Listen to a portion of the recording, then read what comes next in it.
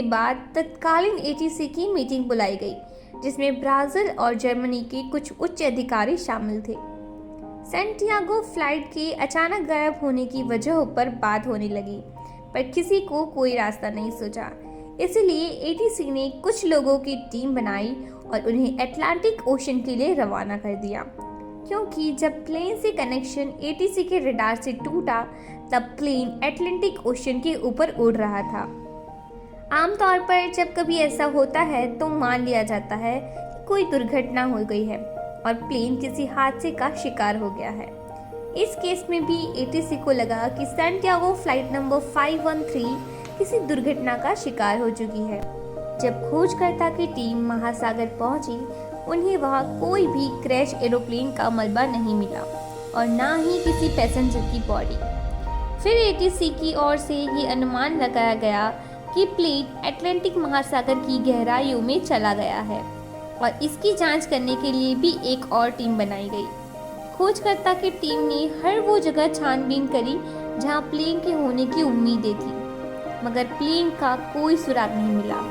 Plane के इस तरह से गायब हो जाने की वजह से सफर कर रहे यात्रियों के घर वाले बहुत दुखी थे और जानना चाहते थे कि प्लेन के साथ आखिर हुआ क्या। सैंटियागो एयरलाइंस के पास इसका कोई जवाब नहीं था। कुछ दिन, हफ्ते, महीनों और सालों बीत गए, पर प्लेन का कोई पता नहीं मिला। इस तरह करीबन 2 सालों तक सर्च ऑपरेशन चला और आखिर में सर्च ऑपरेशन को हमेशा के लिए बंद कर दिया गया। अब आता है 12 अक्टूबर 1989 का दिन, जब एक अज्ञात एरोप्लेन ब्राजील के पोर्टो एलेग्रे एयरपोर्ट के नजदीक तेज गति से आ रहा था। एटीसी पर काम कर रहे कर्मचारियों को जैसे ही इस बात की सूचना मिलती है तो वो इस अज्ञात प्लेन से संपर्क साधने की कोशिश करते हैं, मगर प्लेन की ओर से कोई जवाब नहीं आता और वो प्लेन तेज गति से एयरपोर्ट के रनवे की ओर बढ़ रहा था। जब प्लेन से संपर्क करने की कोशिशें नाकामयाब होती है तो तुरंत ही एयरपोर्ट रनवे को खाली कराया जाता है और कुछ मिनटों के बाद एक अज्ञात फ्लाइट ब्राजील एयरपोर्ट पर लैंड होती है। उसके बाद एटीसी के कर्मचारी तुरंत रनवे की ओर भागते हैं और जब वो वहां पहुंचते हैं तो उन्हें दिखाई देता है, उसे देख के उनके पैरों तले जमीन खिसक जाती है, क्योंकि वो अज्ञात फ्लाइट उसी सैंटियागो एयरलाइंस की थी जो सन 1956 में ही बंद हो चुकी थी। जो भी कर्मचारी उस प्लेन को देख रहे थे, उनके बताए जाने के मुताबिक प्लेन एकदम नया जैसा लग रहा था। उन्होंने कर्मचारियों को प्लेन के अंदर जाकर देखने के लिए कहा।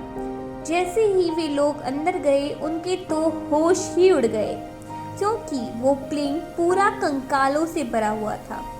हर सीट पर कंकाल बैठे हुए थे और जब उन्होंने कॉकपिट का दरवाज़ा खोला तो प्लेन चला रहे कैप्टन मिगुएल क्यूरी के हाथों में प्लेन का कंट्रोल था और वो भी मर चुके थे। उनका शरीर भी कंकाल बन चुका था और ये फ्लाइट थी सैंटियागो फ्लाइट नंबर 8WI 513। अब हैरानी की बात तो ये है कि ये प्लेन 35 सालों तक आखिर था कहाँ, और जब इस प्लेन में एक भी इंसान जिंदा नहीं है तो प्लेन सही लैंड कैसे हुआ, प्लेन के इंजन चालू कैसे थे और प्लेन बिल्कुल ब्रांड न्यू कैसे है। ऐसा कहा जाता है कि पैनिक ना फैलाने के कारण ब्राजील सरकार ने इस खबर को छुपाए रखा था और उसकी जांच शुरू कर दी गई थी और इसके बारे में अलग अलग थियोरीज निकालना शुरू हुई। बहुत लोगों ने ये अनुमान किया कि प्लेन उड़ने के बाद किसी टाइम ट्रैवल में फंस गया था, यानी किसी ब्लैक होल के अंदर चला गया था, जिसकी रेडियन से ये सारे लोग की ऐसी हालत हो गई। दूसरी थियोरीज ये कहती है कि वो फ्लाइट किसी एलियन का शिकार हो गई थी, लेकिन ये सब बस थियोरी